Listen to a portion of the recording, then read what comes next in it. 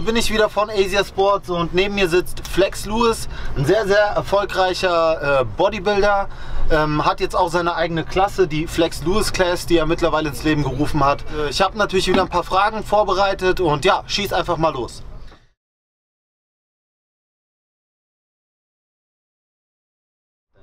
Flex Lewis Classic started actually in a high school 5 years ago. Okay. This is the 5th year now, coming up in June, and it's grown tremendously. We started, like I said, in a smaller venue. We had 90 competitors, and last year we just had around about just under 400. So the show has grown tremendously.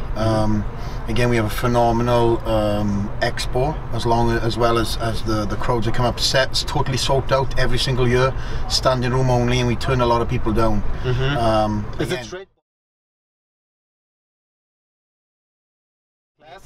We have different classes. We have the men's physique, bikini, bodybuilding, and then we do all the novice classes as well, and the masters classes, as well as teens. So we cater to everybody. We get people from all around the world. Last year we had a couple of people from Europe coming in from the UK. We had people from Norway and Sweden. So it's not just a state show, it's not just a national show, it's actually an international show. Wow. So I'm very proud to promote that. Again, there's a lot of people that see the show on the internet, and we do a damn good job of promoting it, and that's one thing I will say. I've got a great team behind me for the Flex Lewis Classic, and we do a good promotional show and good ticket value show for the fans that watch the show as well. Glad to hear that. Yeah.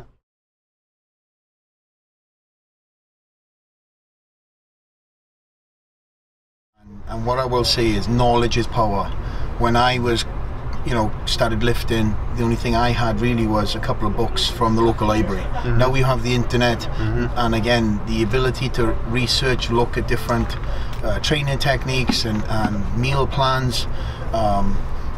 Again, these are things that I never had, especially on the dieting side of things. It's the same with me, actually. I mean, I'm not that old, but still, I know what you're talking about. It's progressed tremendously in a short period of time. Sorry not to interrupt you, but for me, again, that knowledge now that these young guys have growing up, really is no excuse not to know about eating correctly and not to find out about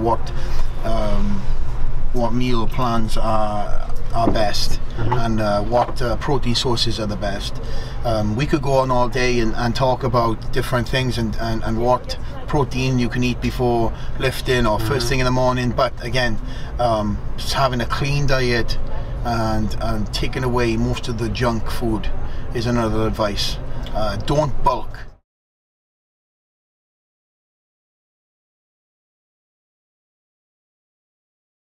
No, and I think that's an excuse to give in to temptation. A lot of people will want to eat a lot of junk just to say, oh, I'm on a bulk diet.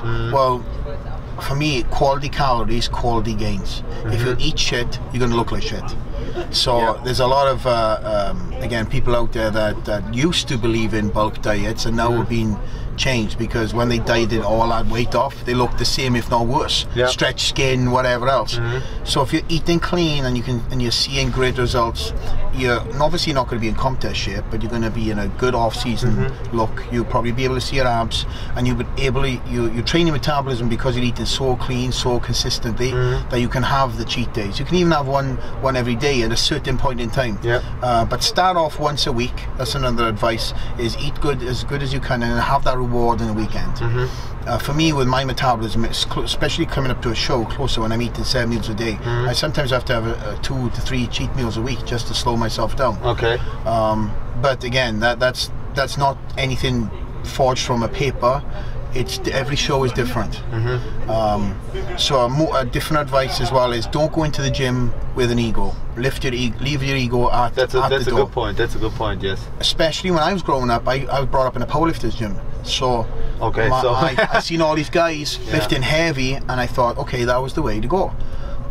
Thank goodness there was no injuries during that time, but I used to powerlift also. So yeah, but if you look at the power lifter and the bodybuilder, you see a difference in the muscle qualities. Yes. if you want to call it that way. And you look at the guys who squat heavy, they don't have big legs. They lift with form. Yes. So A to B, a lot of the guys who are going to put a lot of weight on just to do reps, they're aiming for 10 plus reps and squatting, whatever, and they put a lot of weight on, then you know, they realize their form starts sucking, and then they get injuries or whatever else, etc., etc. So again, leave the ego at the door, lift with form, and soon that weight will come up. So what feels like 30 pounds, or let's say 10 pounds on your arm, so you just got in the gym, you know, your strength increases, and then you lift in with the same intensity 30 pounds several weeks later, several months later. So that's another bit of advice. So again, to round everything off, knowledge is power. Leave the ego at the door, and just gain as much knowledge as you can from the internet and from other sources, professional bodybuilders in the gym, and give back. Like AesirSports. There we go.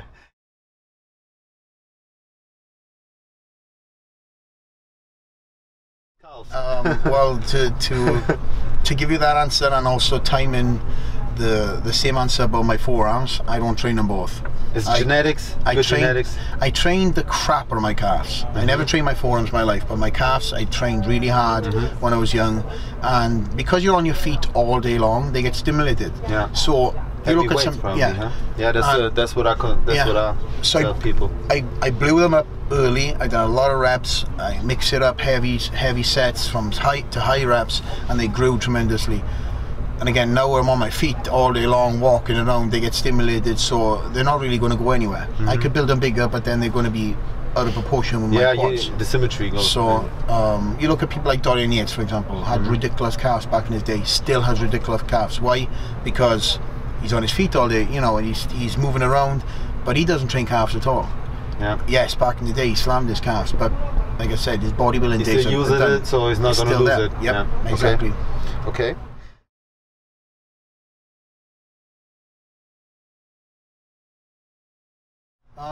For next competition for me is the Mr. Olympia. I'm focusing on the 212 class. Okay. There's a lot of speculation about me going up into the open class. I think I just answered that for a lot of people recently. For all the people who may have not have seen it on Flex Online and other social reports, I'm staying in the 212 class. My goal is to create a legacy within that class. Okay. And even though it's getting tremendously hard to make that weight, what I have to do now is, like times like these couple of months, is really not have an off season. So I have to eat as little as I can to stay in a lower weight. So when I start my off season, which is going to be in June, my weight will go up, and then I'll come back down. Okay. Otherwise, starting off my off season at a tremendously high weight is not going to be, you know, easy for me to make that weight. So I'm trying now to adjust my off season around making this weight, which is the first time ever. But you know, there's a will, there's a way. So in the future, you know, who knows? But 5 years from now is a long feat. You know, five years ago I didn't have the title. So I'm a very driven individual, and whatever I set my goals and my mind to, I like to see in their fullest. So we'll see. That's a good one, cause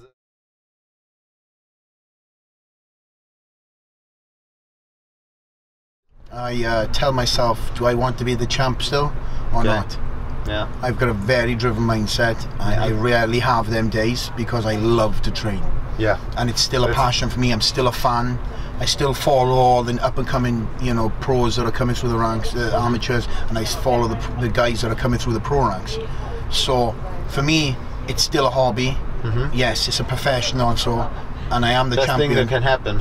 Yes, but again, I give myself enough balance in life that I step away from the sport. I go to the gym once a day when I'm home, I kill it, and then bodybuilding is not spoken about unless I need to do it, because I get good balance then. People who live the sport 24/7 on the message boards all day, you know, talking about training and doing this, doing that all day long, it'll burn them out. I was one of them people. Maybe, yeah. I was one of them people. Now I have good balance in my life, and again, I do a lot of tours. I talk about training all day long. I talk to fans all day long when I'm on these tours. So when I've done four to 5 months on the road talking about training, bodybuilding, what I'm doing interviews, I take a break away. because then it gives me the reset button, and then again it keeps me focus. Maybe you can focus even better on your goals. And the fans keep me motivated by hearing the support. But then again, being on the road and missing, you know, creature comforts. It's good to be home, and it's good to be around, you know, my gym environment where I know my pieces of equipment, you know, again, and I know that when I'm home I grow. Because you can't grow when you're on the road, unfortunately, because you don't know where your next meal is coming. So again, not to talk ourselves out of the question, but you know, it's being the champion means a lot to me. Again, it's so to recap everything, it's something I want to keep and go out on top with. You know, so for as long as how long I'm going to compete in the 212, I'm sure you're going to ask me that question, is as long as I feel that I'm giving back to the sport 100%. That's a good.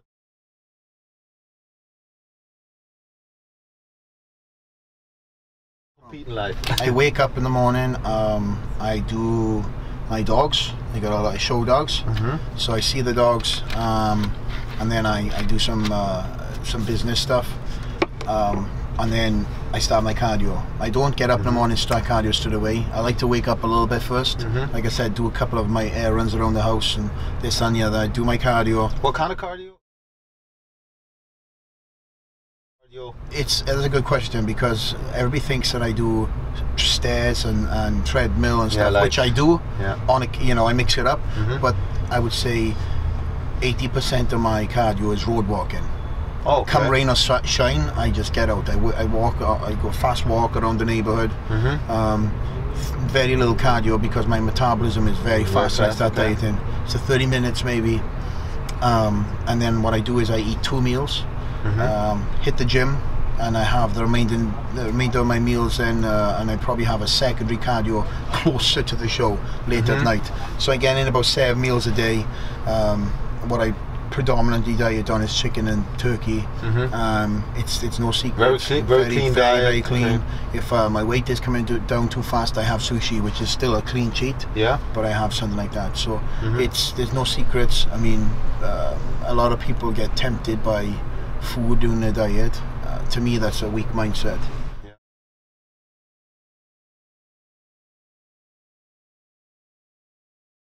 Too, you know, I feel if I eat off the diet and I eat dirty food, then it doesn't have a detrimental effect on me, but it plays on my mind. So I'd rather cheat on a lot more cleaner food. And then obviously I'm not coming off my diet too much. So but there is times that I will eat, you know, something dirty because my coach tells me to, but he knows that I like to cheat on cleaner foods such as sushi and stuff like that.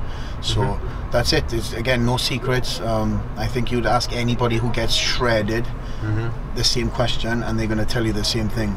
I think a lot of people are looking for the secret, and there is no secret. Hard dieting is a consistency of getting your ass in the gym, getting your ass into cardio, and getting your ass into a good quality diet with a balanced ratio of protein, carbs and fats. Finding that ratio out, and then again fine-tuning it.